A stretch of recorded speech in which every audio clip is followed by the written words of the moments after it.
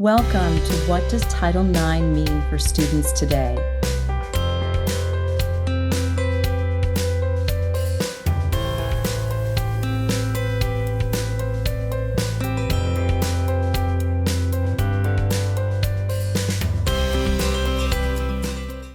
We're going to take a minute just to do a couple of brief introductions, and I'll start with myself.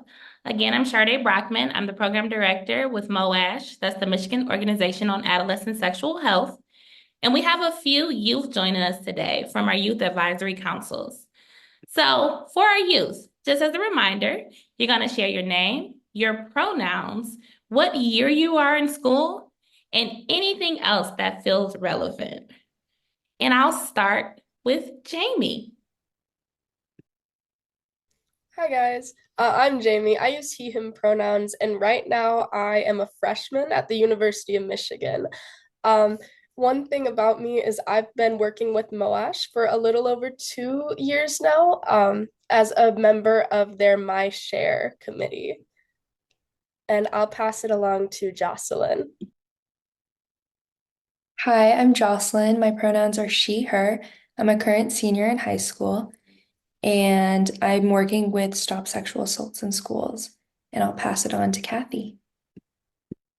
Hey guys, my name is Kathy, and I'm a high school senior at Skyline High School, also part of MOASH, Michigan Youth Racial Equity Council. And I've been with MOASH for a little over 1 year now, and I look forward to talk more about this for next hour. And I'll pass this to Krithvi. Hi, I'm Krithvi. I use she, her pronouns, and I'm a freshman at Barnard College of Columbia University. And I've been with MOASH for a little bit over 2 years in their Racial Equity Council. And then I'll pass it to Jeff. I'm Jeff. My pronouns are he, him. I am a high school junior, and I'm here with MOASH. Is there anyone else who still has to go? Nope, Jeff, you are our last youth. And I'll also pass it over to Susan, who will be speaking for the adults on our panel today. Susan, would you like to give a brief introduction? Let's try that again. My name is Susan Moen. I'm a confidential advocate and the executive director of an organization called Jackson County SART, Sexual Assault Response Team, in Oregon. I use she, her pronouns, and I have a particular passion for working with youth, particularly around Title IX issues. Thank you, Susan. All right, everyone. So let's go ahead and jump into it. I'm going to jump into some questions and I'll call on you to answer. And if at any point, you want to pass, you're free to do that as well. Okay, so we're good to get started now. And let's start with the first question. When did you first learn about Title IX and what it means for students? And how did you learn about it? Let's start with Jocelyn. So I first learned about Title IX when I started working with Stop Sexual Assaults in Schools. So that was about my junior year in high school. And I kind of just learned about it through posting on social media for them. And by going through and editing these videos, I did a lot of learning. I did a lot of listening to what it meant and how it affected people in my community.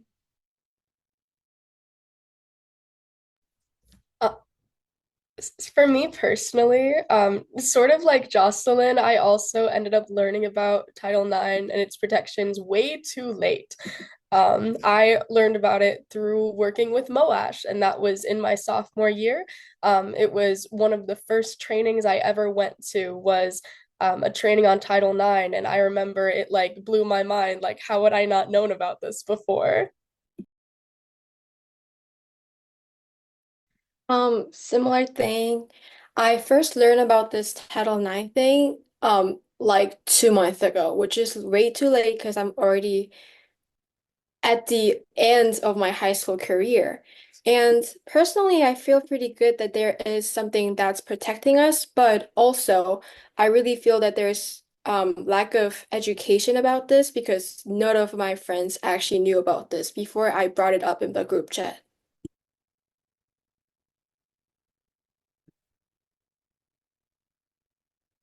Last thought on this question from Kirti. Yeah, okay. Sorry, there's like a really loud noise behind me. I'm gonna apologize in advance if you can hear that. But yeah, I wasn't exactly sure what Title IX was until probably like a couple weeks ago. Because the first like formal training that I had had about it was in college and I like had just gotten here. And I think when I was learning about it, um, like even now and like before, it was kind of just like a passing thought. Like I had known what it was generally, and I think like most people know generally that it's like to stop like any type of like gender-based discrimination, but people don't really know what that encompasses and like what rights we have as students.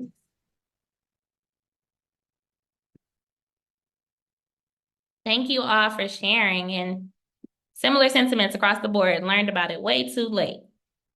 So for our next question, I'll start with Jocelyn as well, and then anyone else who wants to chime in.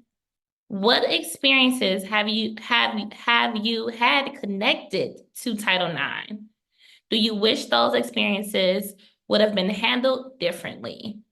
So what experiences, and do you wish those would have been handled differently? Jocelyn? So I had an assault incident my sophomore year of high school, and at the time I didn't even know like what Title IX was, that Title IX coordinators like even existed, and that they were like a resource that was available to me. And I wish that I had known because I think a lot of times in these situations, students are looking for control and they're looking for some autonomy in their situation. And I think if I had known that Title IX coordinators existed, like it would have really changed how I dealt with the experience and how it affected not only me, but the like my peers around me. So Yeah, I also had an experience with Title IX. It was later on in high school. It was right at the beginning of my senior year, actually. We had an issue with our school board. We got a bunch of new people in our school board. I don't know if anyone here has heard of Brandywine Community Schools before, but it was a big controversy of them coming in and deciding to start banning books in the library. That gave resources to LGBT youth and tearing down posters with resources and supportive spaces. And also, one of the things that they tried to enact was a ban on the GSA Club. And me and a couple of my friends and adults that they were related to who had ins in the community, we were able to protest this because it was a direct violation of Title IX if our school allowed student clubs and did not allow us to have this specific club just because of its topics of gender and sexuality. So I think that Title IX was super helpful for me at that point. And I wish that more students knew about it so that they could also get those protections. Thank you, Jamie. Any other youth want to chime in on this question?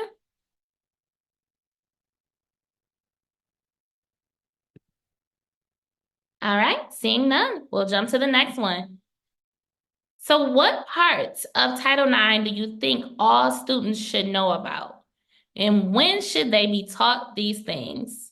What parts do you think all students should know about, and when should they be taught? Kathy, let's start with you. One of the facts that I figured out during the training session for this panelist that I thought was super helpful was that there is a right to not disclose some information they students feel doesn't feel so comfortable sharing about. I know a lot of my friends who experienced different kinds of sexual assault and similar incidents was scared they would have to provide all the informations they're not super comfortable sharing. But under Title IX, they actually have right to not disclose, and I think it's super important in making sure to lower that one barrier from um, my peers seeking for support and help.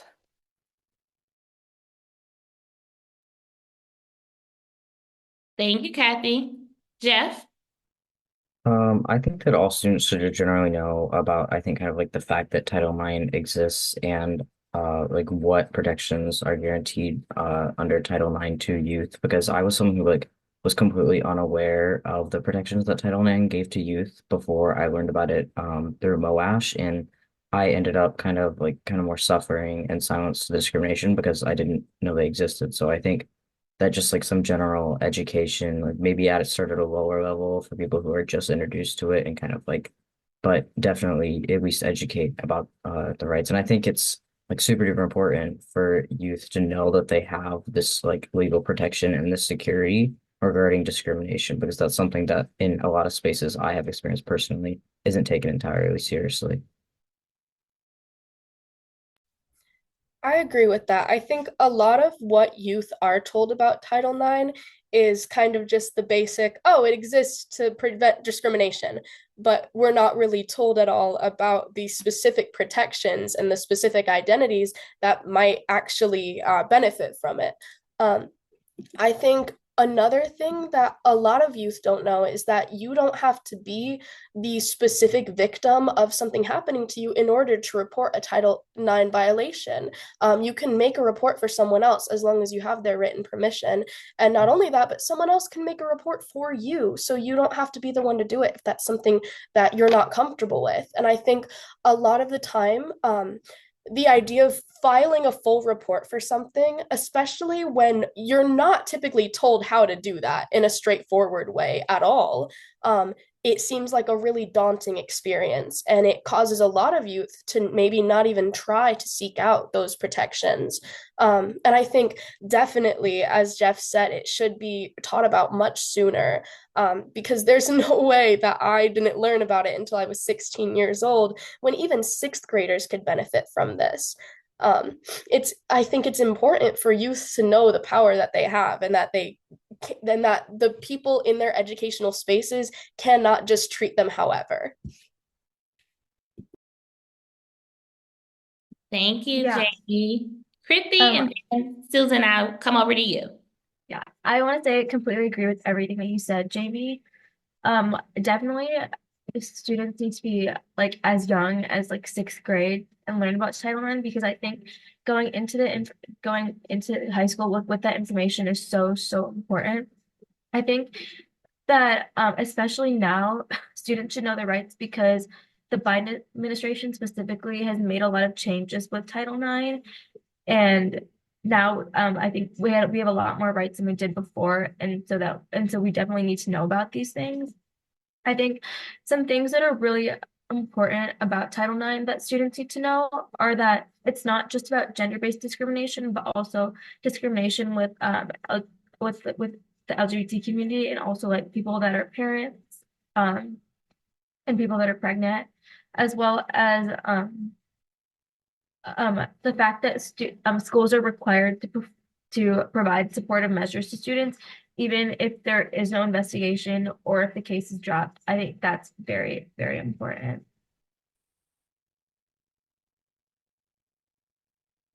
To add on to something that Kathy said about the right to not participate or to not entirely participate in an investigation, and just point out that doesn't mean that you lose the right, as you mentioned, to supportive measures or accommodations, right? So if, for example, if somebody else brought something forward that involved you, and you don't want to participate in an investigation, or if you don't want to do it to the level where they are able to do a full investigation because you don't want to provide all of the information, you still have the right to ask for support and accommodations, regardless of your level of participation, and then also even regardless of whether it's whether it's found to be somebody's found to be responsible or not.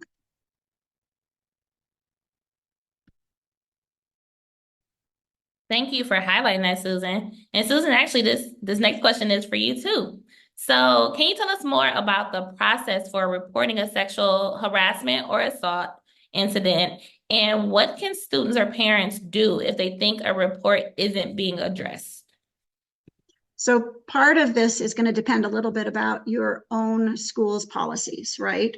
The goal is to make it as easy as possible to report, and to have a whole variety of different ways For example, making a disclosure about something that happened to you or something that you're experiencing to any staff member, volunteer at your school, that should be enough to initiate the beginning of an investigation, right? That would be a reportable incident or a reportable information to a Title IX coordinator at your school. So that can be a little bit problematic sometimes because, as we've talked about, a lot of students don't know about Title IX and don't know, therefore, that if they say something that discloses harassment or assault that they've experienced, that it falls under Title IX, it will have to be reported. But the caveat there is that, as Kathy pointed out, if that is reported and you didn't want it to be, you do have the right to simply not engage, right? But it should be easy. So if you want to report that responsible party idea, that idea that anybody at the school must report, means that you can talk with anybody who's staff or volunteer at the school and know that that information must be passed on to Title IX. So sometimes you might have a particular safe adult at a school that you want to start with, and you can go to them and say, this thing is happening and I need it to be reported. So technically, pretty much anywhere in the school, that information should go to a Title IX coordinator. And then I just want to emphasize also that for some folks, they don't understand what a Title IX investigation means. They don't know what that process is going to look like, and that's incredibly scary. So we always recommend that if you can find a confidential advocate, maybe with somebody outside of the school, but in the community, a confidential advocate who can explain what the process would be like when and if you decided to file a Title IX, that can be really useful, because it can be very hard to go into a process that you don't understand fully and you don't know what to expect. So getting that information, about the process before initiating it could be important.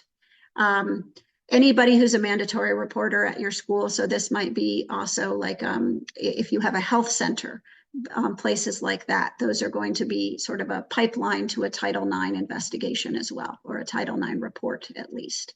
And then if something isn't going, if you intentionally report and it is not following the process, I think the first place to start is looking at your school's Title IX policies. Schools are required to have published policies on their website provided to schools. It's often in the student handbook. So making sure that you know what the timeline is, and then they are also required to say, this is how you can file a complaint, or if things aren't moving the way you think they're supposed to be, these are the people you should be talking to. And it's usually the Title IX coordinator. And then above and beyond that, there will be an appeal situation, right? If you are not getting the help that you need after filing a Title IX report, then there is always appeal outside of the school. And all of this should be clearly put down in your school policy.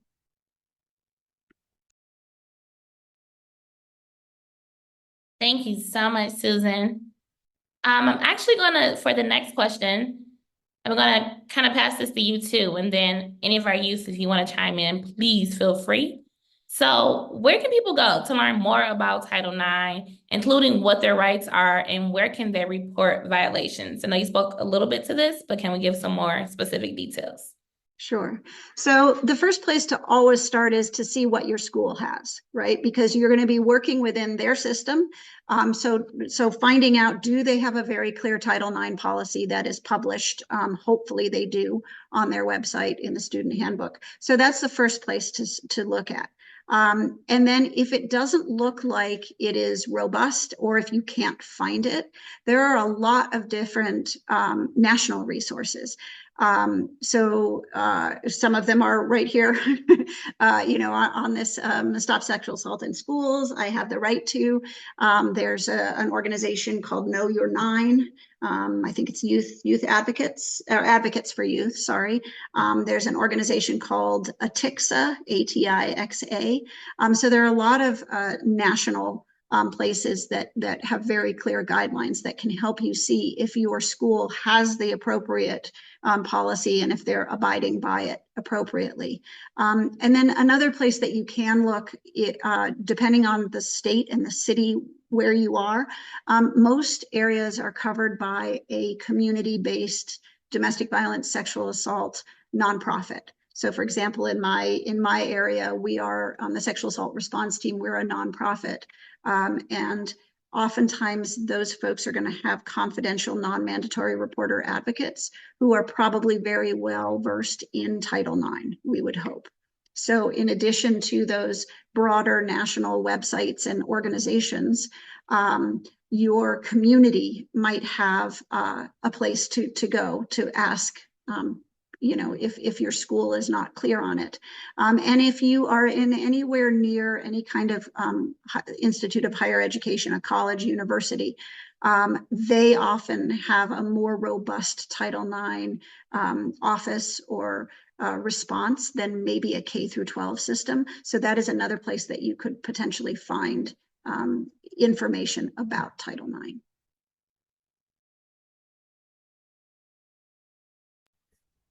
Personally, I did want to add, exactly as Susan said, there's so many resources that are out there, and oftentimes it can be kind of daunting as a youth to try and go out of your way to look up national resources and organizations. It can be really hard to navigate your way around these things, and especially with like legal resources, protective resources, and sexual health resources, I've come to learn that the internet is your friend. And a lot of the time, even if you don't know where to start finding these informations, a quick search can find you resources that can get you to where you are. And like there are multiple different websites that'll have like curated resources, as someone said in the chat just now. There are so many different options that you can find just with a Google search. And I feel like that's one of youth's strongest tools today for education. I definitely agree with Jamie. The information that I was never taught for this 3 straight years of high school, I found them all in 10 seconds in Google through my school's website. So really, internet is your friend for these stuff.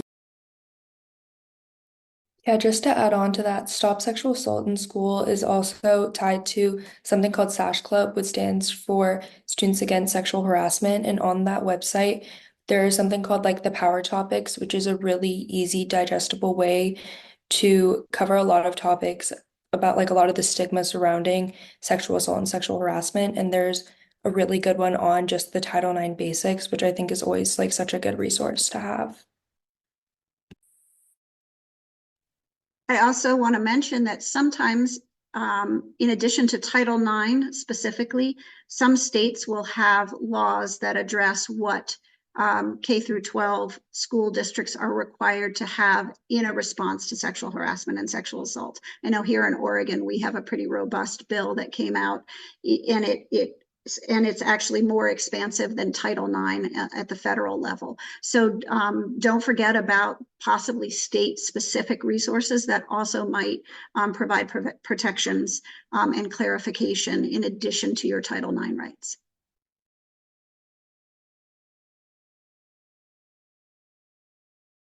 Thank you all so much.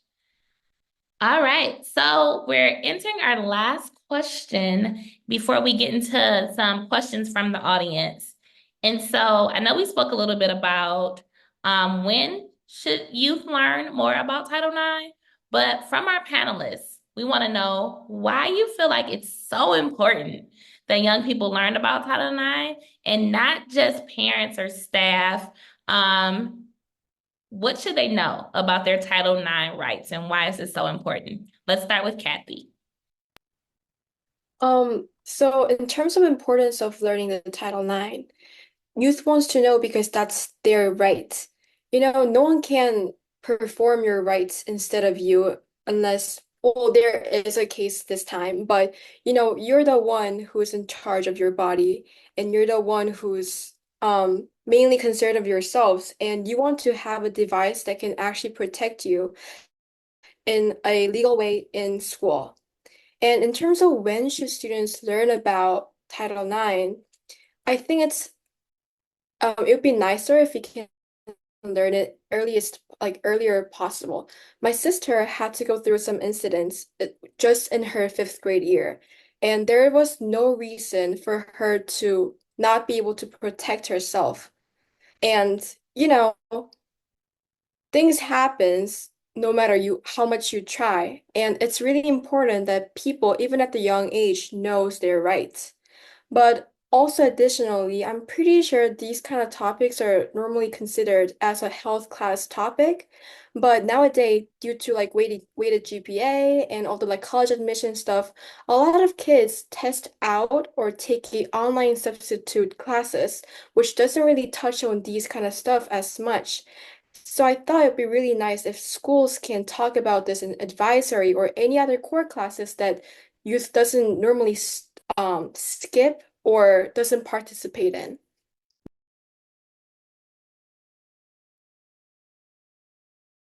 Thank you, Kathy, for lifting all of that up for sure. Jeff, do you have some points to add?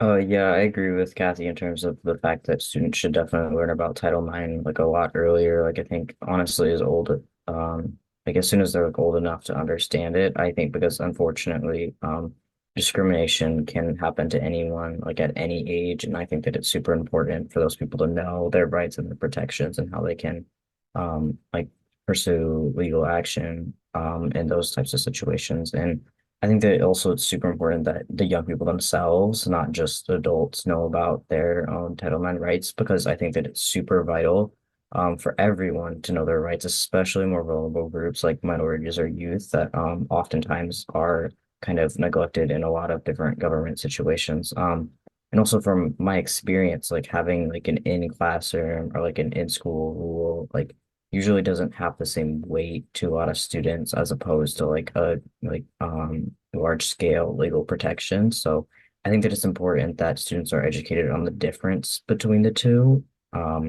just so that everyone can know.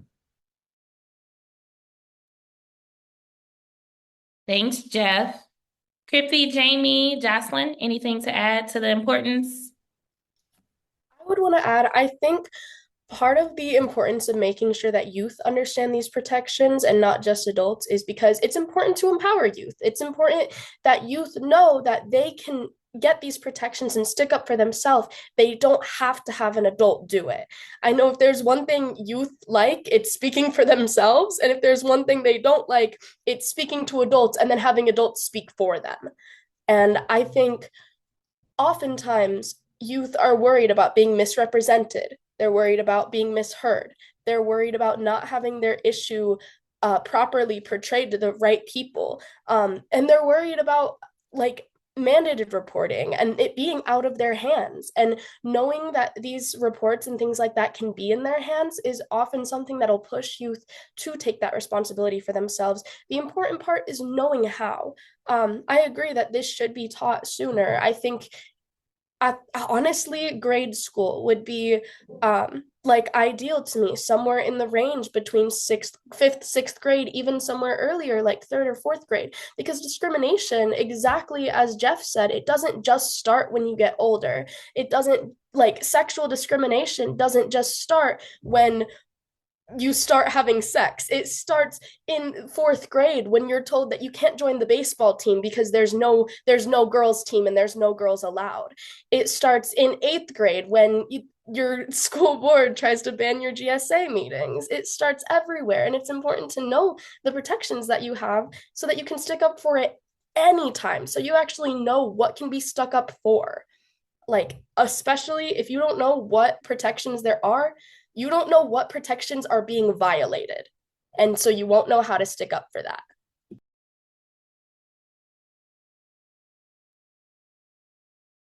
Yeah, and I also want to add a little bit to that. I think Jamie did a really good job explaining that, but I do want to add just that like and like kind of what Kathy and kind of to what Kathy said, like you don't know like what's gonna happen to you, and so you could really face discrimination at any age.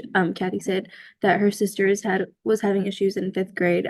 Jamie's talking about like things that can happen in fourth grade or eighth grade, and so you never know what's gonna happen to you, and so I think like when you're like that young, you have to know what you can do to like rectify that situation for yourself because you shouldn't just be allowed to like sit with the fact that injustice has happened to you. You should feel like you have the agency to like take matters into your own hands and do what you can to fix the situation. And then, so yeah, kind of to go with that, like I think um like grade school is like a really good way to learn about Title IX. And I think like as soon as we're learning about like discrimination and like which can happen like at any age, I feel like even in elementary school we're learning like really subtle like examples of discrimination. Like that is when we should start learning about our rights and how we can like fight the discrimination that's happening to us. Thank you, Kipti. I'm so sorry to speak again, but I wanted to highlight something that was said in the chat. It says, even being told you don't look like a stereotypical girl or boy is a type of sex discrimination. I agree with that. It's not only that, but there's sex discrimination that happens every single day in the form of harmless little comments, such as, for example, that boy is pulling your hair on the playground because he has a crush on you, directly perpetuating abuse, things like that, that are told to youth every single day and then internalized, and youth have no way of fighting back against it because they don't know how. I also want to mention that for most students, the first person they're going to tell about something that they're experiencing is most likely another student, a peer, right? And so knowing what is available to help is not only useful for the student themselves, but also to be able to explain that to friends, to peers, right? When somebody comes to you and says this thing is happening, the ability to be able to say, I'm so sorry, and there's this thing called Title IX, right? Or there's these processes. So knowing that in order to help someone else. And the other positive is that the earlier we talk about it, the better, because if we normalize these conversations, if we normalize these things, then folks who commit these crimes, whether they're super intentional offenders or if they're students who are bullying and things like that, if it's talked about, then the space is less likely to be supportive of offenders. Offenders can do what they do when they know that people are going to be silent about it, and when they think that other people are too scared or too unknowing to report or to come forward and ask for help. So conversations about Title IX protections, about what is not allowed and what a school will do to investigate these types of harassment, all of that can really put offenders on notice that they're not going to be, that their targets are not going to accept this stuff quietly.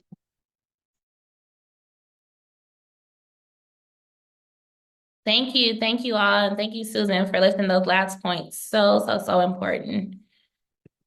So now we're going to get into some questions from the audience, and you all feel free, panelists feel free to jump in at any point to answer these questions. I do have one specifically that I'm going to pass to Jocelyn, and that is just to give us just a brief description of what a Students Against Sexual Harassment club would look like in your school, and what's a good starting point for like activities and workshops to get one established.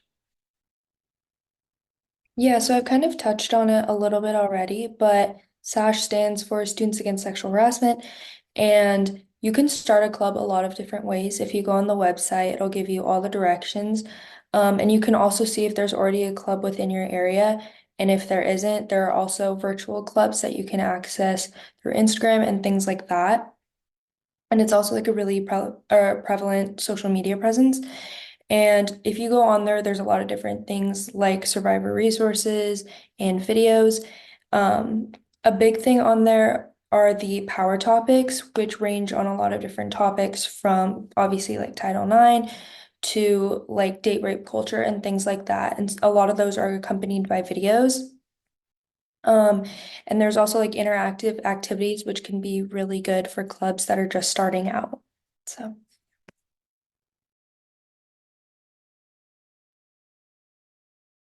Thank you, Jocelyn. Any of our other panelists have experience with a SASH club and want to comment on that question? Hi guys, sorry, I ended up having to turn my camera off, but I'm still here. So I actually personally did not have experience with the SASH club, but I will say that I wish that I did, especially as a student that went through a sexual assault experience in my high school. I feel like having that supportive space and support system there, especially during one of the hardest times of my life with pursuing that report and pursuing that filing and documentation, it was a really hard time, and having a support system there in general, I think, is one of the most important things that someone can have when they're going through something like this. Thank you, Jamie. Our next question from the audience. I'm also going to pass this one to our youth panelists. And then Susan, our question after this one will be for you. So next question, what support do you think your school or teachers should provide to students when an incident of sexual violence is under investigation? So incident is under investigation. What support should the school or teachers be providing to the students?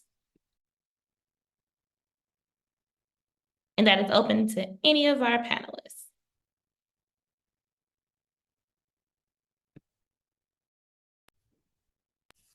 I know one thing. Oh, sorry to interrupt. You can go, Oh, you're Kathy. good.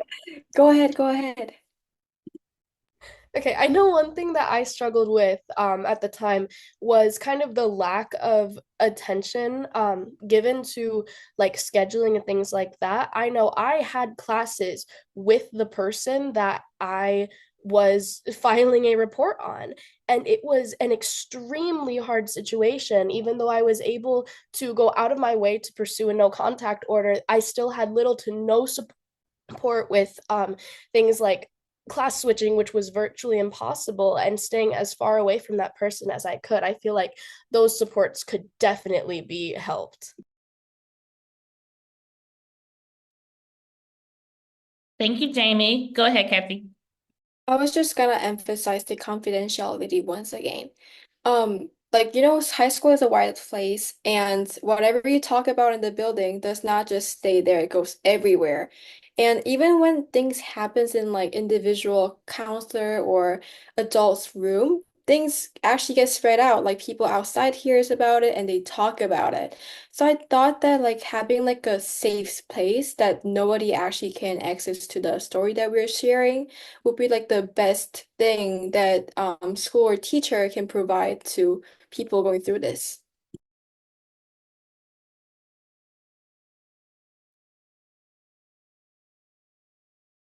Thank you, Kathy. Any other youth want to chime in before I pass it to Susan for our next question?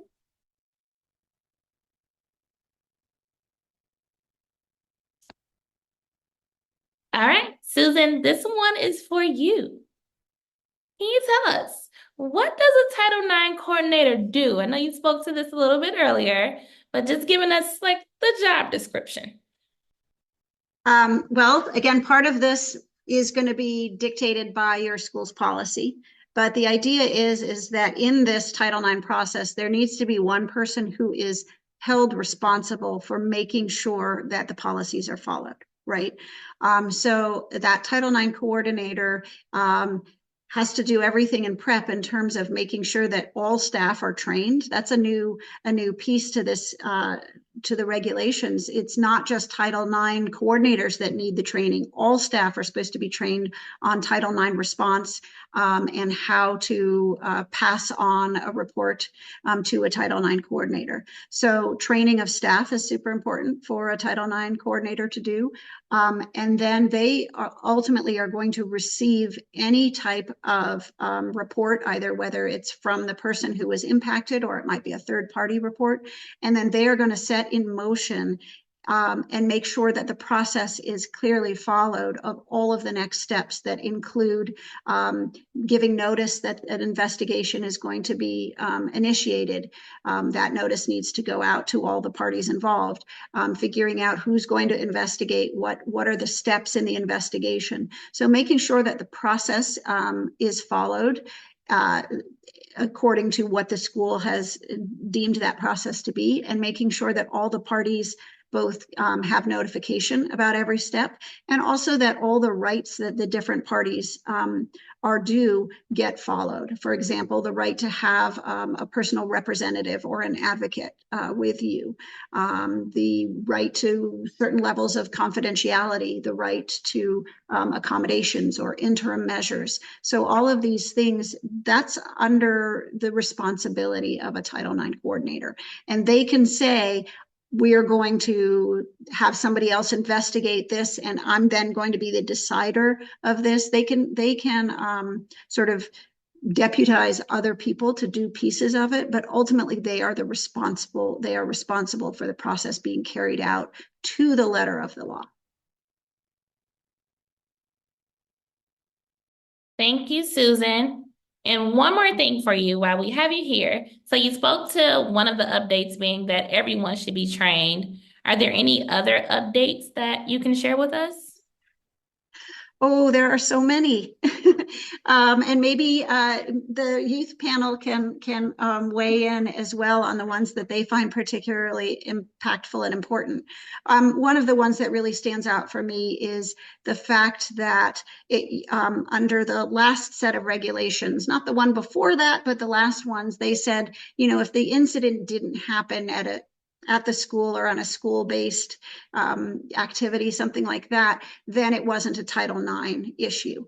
But now they clearly say if an incident happened, say off campus or overseas or some other place, but the impact of that incident is creating a hostile environment for the folks involved at school, then it becomes a Title IX issue, right? So there might have been an assault that was off campus, but the impact is being felt on campus, like was said before about maybe you're in a class with this person who harmed you, things like that. So if you are unable to freely access a safe education because of an impact of something, even if that incident happened off campus, it falls under Title IX now, and that's super big.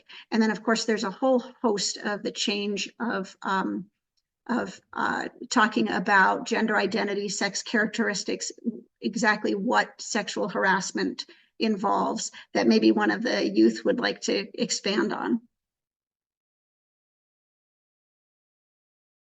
Susan's passing it to the youth. Anyone want to chime in? Yeah, I can talk about what I thought was like the biggest thing for me. I think the new ruling that states that the case has to be addressed if a student was a student at the time of the incident versus at the time of the filing is super important, because I think we've seen, like, if students feel unsafe, a lot of the time they might not be an active student like at the school anymore, but they should still be able to have the resources that they need.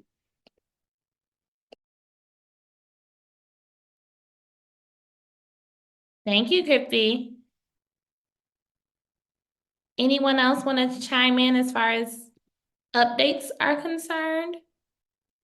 They've sort of lowered the level of how intense the hostile environment needs to be. It used to have to be pervasive and ongoing and all of these things. And now they just say it needs to be this or that. So it really is, it's easier to say that this level of hostile environment, this level of harassment rises to the level of something that must be addressed under Title IX. And I think that's super important, because some schools were just saying, well, it's not, it's not happening all the time and it's not bad enough. And the old regs had ways of sort of agreeing with that. And now they really have made it clear that it is easier for incidents of harassment to fall under the Title IX guidance. Thank you, Susan. We have a couple more questions that have been added. And so I really like this one. I would love to hear from all of the youth for this one. So the question is, please tell us about the school staff you tap for support or the ones that you trust on issues of sexual violence at your school. What qualities in that school staff person encourage you to trust them? So who do you tap? You don't have to share, names or any other further details, but like, why do you tap them? What qualities do they have that make you trust them? Or who would you tell if a friend came to you and told you something was going on? Is there a particular adult at your school you would tell them to go to? So for me, the school staff that really stressed being a supportive space was, of course, our guidance counselor, because that's kind of their job. I know that that was who I reached out to and talked to when I was going through my situation in high school. And that's usually where most students will go who end up wanting something done. I think one of the problems with trusting school staff for youth is the fact that every school staff is a mandated reporter. I think that can cause youth to automatically kind of keep things more to themselves if they're afraid of retaliation or of things getting worse or of starting issues that weren't previously there, like besides just the issue that they're having. And it's fears that youth should be aware, like there are protections against, like specifically in Title IX there's protections against retaliation, but I know a lot of youth still struggle with talking to someone who they know will have to report something that goes against these things. At the same time though, what these adults can do is like the qualities that they can have is being non-judgmental, being an open space, making sure to encourage youth sharing, and ask them, what is within their boundaries so that you're not like accidentally crossing and making them shut down or become uncomfortable. It's important to make sure that youth are aware that it is a supportive space, not a forceful space. And yeah, I mean, I think those are the most important things, just making sure that students know that you're there for them and not against them. Thank you, Jamie. Love that. For the students and not against them. Any other youth panelists want to chime in? Who's your person at your school? It wasn't specifically about the sexual violence, but I think it kind of goes to the similar, it's on a similar track, about like how youth decide who to trust and who to like disclose this information to. I think one of the big thing is the consistency in their adults. A lot of times what I see in school staff members would be like, when people are looking for help, they would say, "Oh, I would not report this." And then like the day after, they will tell them, "Actually, I'm a mandatory reporter, so I might have to report this."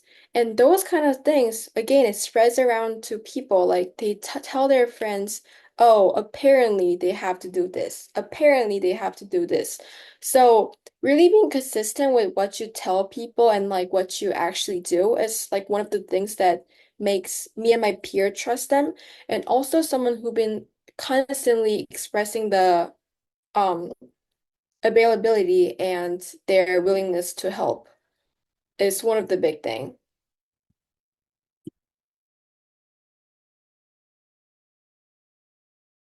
Thank you, Kathy.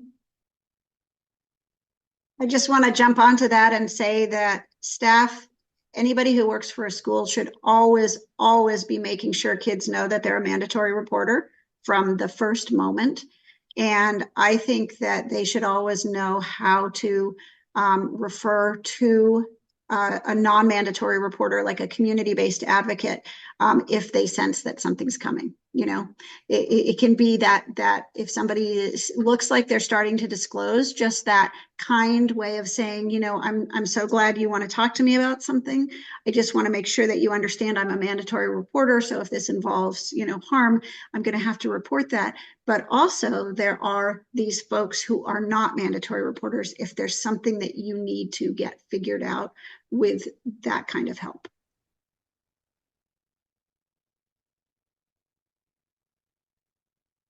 Thanks, Susan. And we have about 5 more minutes and we have about 5 more questions.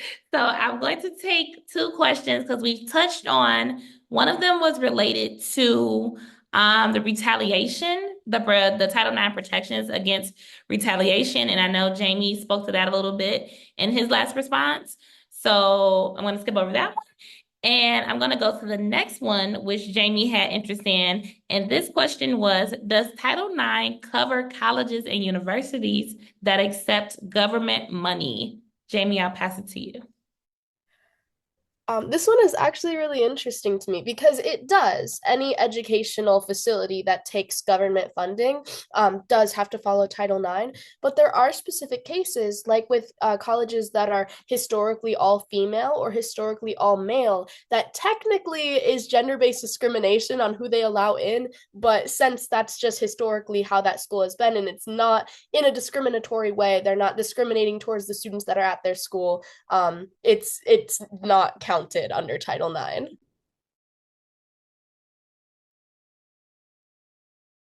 Thanks for that insight, Jamie. Anyone else have a comment on that question? I'll just mention that when you bring up accept government funding, that can include, you know, you might have a private school, but if they get government funding to support like meals, you know, publicly funded meals, or pretty much any kind of public support from the government. It doesn't have to be, you know, a public school or a public university in order to fall under that that threshold that makes them responsible to Title IX.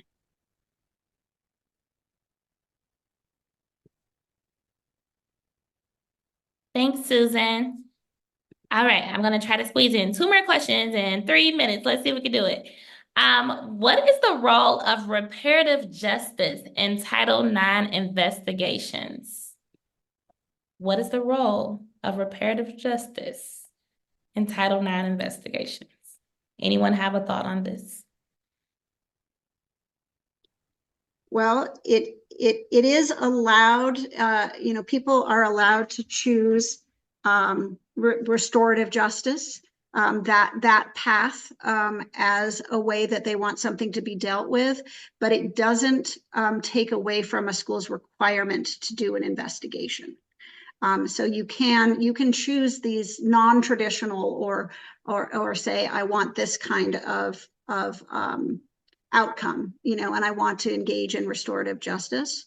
But the first path still has to be the report and the Title IX investigation. And if you do choose, so if somebody chooses to go that path, they are still allowed to have, as we mentioned before, the same types of interim measures, supportive measures, accommodations, even if they choose that less official type of pathway.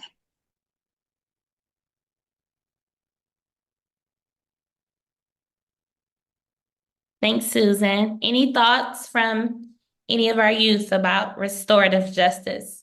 Sorry, that was a quick typo in our document. So restorative, not reparative.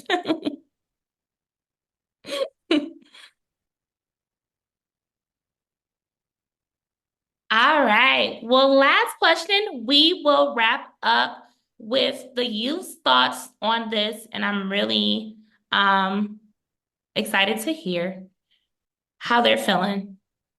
So for our youth panelists, do you feel hopeful for the future of gender diverse youth in the public school system?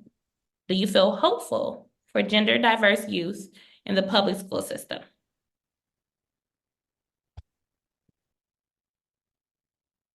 Personally, I do feel really hopeful that there is so many organizations that's supporting these kind of stuff, and there's policy and more youth are getting educated.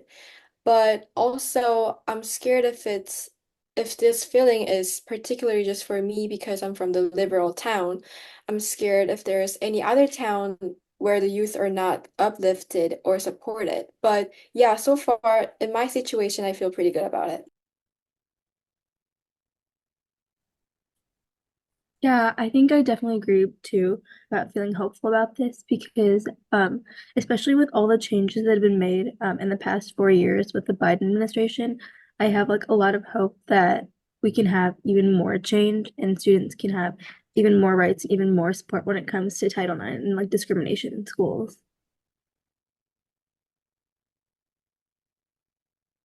Just to kind of add on to what's already been said, but like with the increase of things like GSA clubs and SASH clubs that are like providing safe spaces for kids, I think like it's gotten a lot better since like at least I've been little and that there being like a lot more conversations being held about like student safety and about like things like Title IX. So.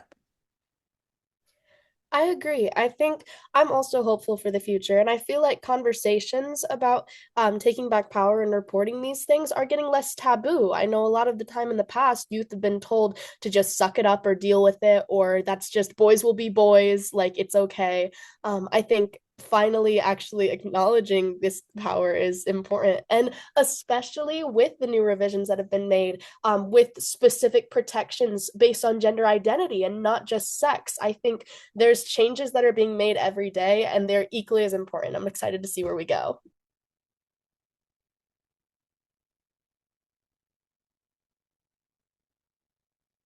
Jeff, any last thoughts? Yeah, I'm super hopeful, specifically regarding like LGBTQ rights and minority rights and acceptance in schools. I grew up as a transgender male teenager in high school, and things have gotten a lot better. Like I've seen myself from first person. People have gotten a lot more supportive. I think just in general, there is a move towards more acceptance of gender diverse people, and that's such a beautiful thing to see. Thank you all so much for all of your insight, all of your expertise. Please, wherever you are, clap it up for our youth panelists, Kripti, Kathy, Jocelyn, Jeff, Jamie. Thank you. Thank you so much for your time. Susan, thank you for joining in on the conversation with our youth. We sincerely appreciate you. And that's all that we have for tonight because we're out of time. We could have stayed here all night.